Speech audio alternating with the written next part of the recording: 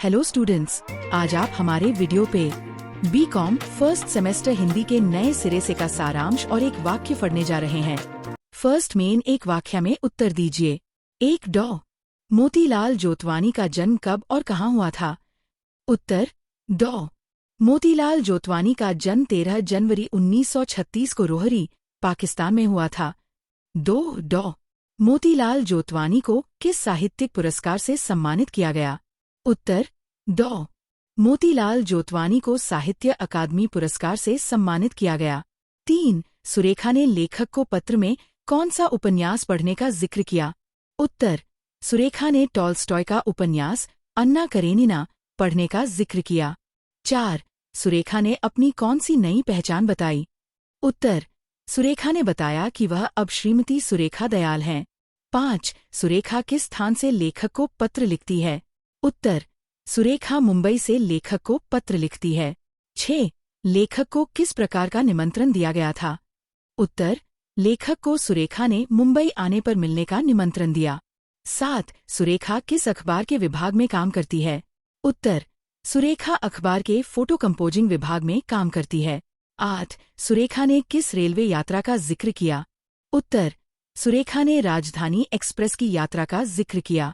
9. लेखक को कौन सी गाड़ी देर से चलने की जानकारी मिली? उत्तर लेखक को राजधानी एक्सप्रेस के 50 मिनट देर से चलने की जानकारी मिली। 10. लेखक ने किसका उपयोग कर पत्रिका की अशुद्धियों को ठीक किया?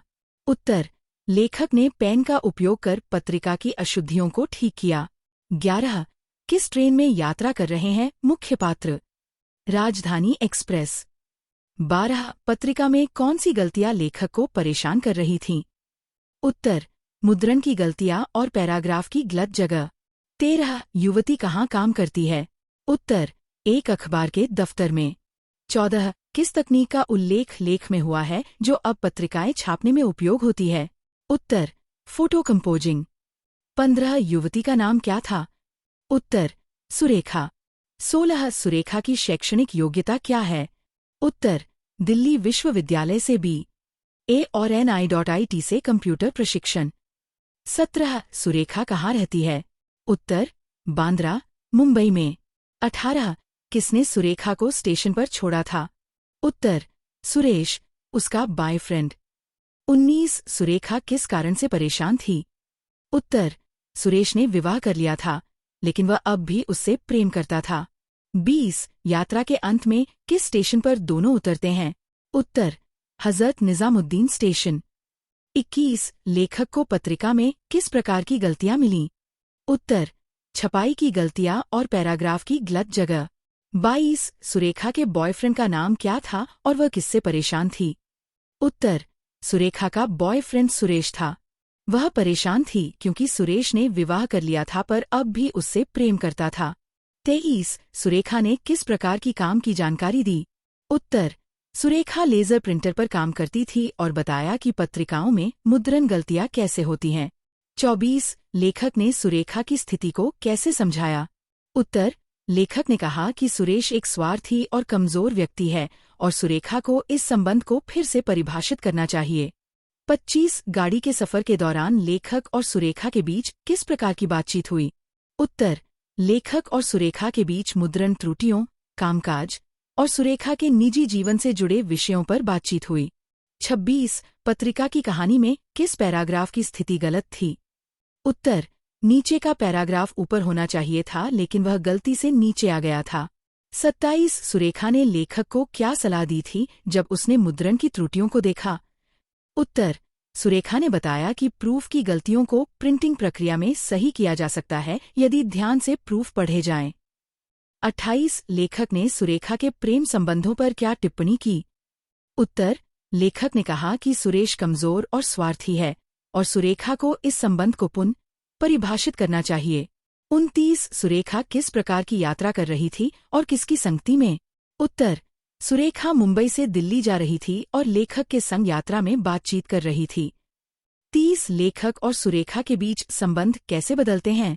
उत्तर शुरू में वे अच्छे से बातचीत करते हैं, लेकिन लेखक की टिप्पणी के बाद सुरेखा गंभीर हो जाती है और उनके बीच दूरी आ जाती है। 31. सुरेखा के व्यक्तिगत जीवन में क्या समस्याएं हैं और वह इनसे कैसे निपटती है? उत्तर, सुरेखा के जीवन में सबसे बड़ी समस्या ये है कि उसका बॉयफ्रेंड सुरेश ने। Second main 5 marks questions. 1. Surekha और लेखक के बीच की मुलाकात का संक्षिप्त विवरण दें। उत्तर, सुरेखा और लेखक की मुलाकात राजधानी एक्सप्रेस की यात्रा के दौरान हुई थी। सफर के दौरान सुरेखा ने लेखक से बहुत सारी बातें की थीं। जब ट्रेन में सुरेखा का मित्र सुरेश उसे विदा करने आया था, तब लेखक ने उसे सुरेखा का पति समझ लिया था। लेकिन सुरेखा ने स्पष्ट किया कि वह अविवाहित है और सुरेश उसका मित्र है। सुरेखा के साथ हुई बातचीत ने लेखक पर गहरा प्रभाव डाला और उन्हें अपने जीवन को नए सिरे से सोचने पर मजबूर किया। 2. सुरेखा का चरित्र चित्रण करें। उत्तर, सुरेखा एक सजीव, मृदुभाषी और संवेदनशील महिला है। वह खुले दिल से बात करती हैं और दूसरों की भावनाओं का आदर करती हैं। वह अखबार के फोटो कंपोजिंग विभाग में काम करती हैं और तकनीकी रूप से जागरूक हैं। सुरेखा में अपनी गलती मानने और नए सिरे से जीवन जीने की प्रवृत्ति भी दिखाई देती है। वह आत्मनिर्भर और साहसी है, जो रिश्तों को समझने में गहरी रुचि रखती है। 3. कहानी में लेखक का सुरेखा के साथ व्यवहार कैसा रहा? उत्तर, लेखक ने शुरू में सुरेखा और उसके मित्र सुरेश के रिश्ते को गलत समझा, लेकिन जब सुरेखा ने उन्हें अपनी स्थिति स्पष्ट की तो उन्होंने अपनी गलती मान ली। बाद में लेखक ने सुरेखा से खुलकर बात की और उनके बीच दोस्ताना बातचीत हुई। लेखक ने सुरेखा की ईमानदारी और स्पष्टता की सराहना की और उसे सम्मान दिया। यह दिखाता है कि लेखक का सुरेखा के प्रति व्यवहार सम्मानजनक और आदरपूर्ण था। 4. डॉ. मोतीलाल जोतवानी का साहित्य में योगदान क्या है? उत्तर, डॉ. मोतीलाल जोतवानी सिंधी साहित्य के महान लेखक थे। उन्होंने कई महत्वपूर्ण कृतियों का लेखन किया, जिनमें सिंध के सूफी और घास और जड़ों की जैसी प्रसिद्ध पुस्तकें शामिल हैं। उन्हें साहित्य अकादमी पुरस्कार और पद्मश्री से सम्मानित किया गया। उनके साहित्य में सामाजिक और सांस्कृतिक विचारों की गहरी छाप मिलती है। उन्होंने साहित्य के माध्यम से समाज में बदलाव की दिशा में महत्वपूर्ण योगदान दिया। 5. लेखक और सुरेखा के बीच के संवादों का महत्व समझाएं। उत्तर, लेखक और सुरेखा के बीच संवाद न केवल कहानी की धारा को आगे बढ़ाते हैं, बल्कि दोनों के विचारों और दृष्टिकोणों को भी प्रकट करते हैं। सुरेखा ने लेखक के साथ खुलकर अपने जीवन के अनुभवों को साझा किया, जबकि लेखक ने सुरेखा को अपने विचारों से प्रभावित किया। उनके संवाद ने सुरेखा को अपने रिश्तों को नए सिरे से परिभाषित करने में मदद की, जिससे उसका जीवन बदल गया। 6. राजधानी एक्सप्रेस की यात्रा का सुरेखा पर क्या प्रभाव पड़ा? उत्तर, राजधानी एक्सप्रेस की यात्रा ने सुरेखा के जीवन में बड़ा बदलाव लाया। इस यात्रा के दौरान लेखक की सलाह ने उसे अपने जीवन में चल रहे रिश्ते के बारे में दोबारा सोचने पर मजबूर किया। सुरेखा ने यात्रा के बाद अपने मित्र सुरेश से संबंध समाप्त कर लिया और बाद में एक नए व्यक्ति से विवाह कर लिया। यह यात्रा उसके जीवन में एक महत्वपूर्ण मोड़ साबित हुई। 7. लेखक की स्मरण शक्ति के बारे में आपके विचार क्या हैं? लेखक की स्मरण शक्ति शुरू में धुंधली थी, लेकिन जैसे जैसे वह सुरेखा का पत्र पढ़ते गए, उनके पुराने अनुभव और मुलाकातें ताज़ा होती गईं। लेखक ने स्वीकार किया कि स्मृतियाँ कभी-कभी धुंधली हो जाती हैं, लेकिन एक छोटी सी घटना या बातचीत उन्हें फिर से जीवंत कर सकती है। इससे ये पता चलता है कि लेखक जीवन के अनुभवों को गहराई से जीते हैं और वे चीज़ों को गहराई से महसूस करते हैं। 8. कहानी में सुरेखा के पत्र का क्या महत्व है? सुरेखा का पत्र कहानी का मुख्य आधार है, जो लेखक को अतीत की घटनाओं की याद दिलाता है। यह पत्र लेखक के जीवन में बीते अनुभवों को ताज़ा करता है और सुरेखा के जीवन में आए परिवर्तनों को बताता है। पत्र के माध्यम से सुरेखा ने लेखक को अपने जीवन की दिशा और बदलते संबंधों की जानकारी दी, जिससे लेखक के विचारों पर भी असर पड़ा। 9. लेखक ने सुरेखा से क्या सीखा और यह कहानी के लिए कैसे महत्वपूर्ण है? लेखक ने सुरेखा से जीवन के रिश्तों को नए सिरे से परिभाषित करने का महत्व सीखा। सुरेखा ने लेखक की सलाह को जीवन में अपनाया और अपने रिश्तों को लेकर स्पष्ट निर्णय लिया। ये कहानी पाठकों को ये संदेश देती है कि रिश्तों को लेकर स्पष्टता और साहस होना चाहिए। यह सुरेखा की सीख और उसके जीवन के नए मोड़ को उजागर करता है। 10. कहानी नए सिरे से का संदेश क्या है? नए सिरे से कहानी का संदेश है कि जीवन में रिश्तों और घटनाओं को लेकर स्पष्टता और आत्मचिंतन आवश्यक है। कहानी बताती है कि पुरानी घटनाओं और संबंधों पर पुनर्विचार करने से जीवन में नए रास्ते खुल सकते हैं। यह जीवन में बदलाव के महत्व को रेखांकित करती है और यह भी बताती है कि किसी भी समय नए सिरे से शुरू किया जा सकता है।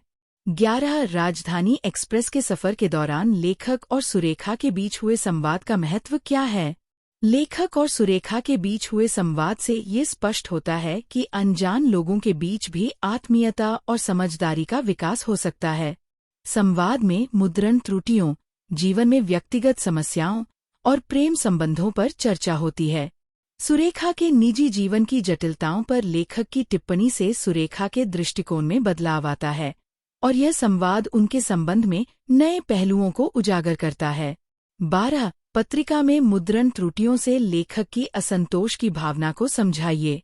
लेखक मुद्रण त्रुटियों से खिन्न था क्योंकि वे त्रुटियां कथा प्रवाह में अवरोध पैदा कर रही थीं। पुराने समय के प्रूफ रीडर इस प्रकार की गलतियों को अपनी तौहीन समझते थे, लेकिन आधुनिक छपाई तकनीक में ऐसी त्रुटियों की संख्या बढ़ गई है। लेखक ने इन त्रुटियों को ठीक करने का प्रयास किया, जिससे उनकी सजगता और साहित्य के प्रति गंभीरता प्रकट होती है।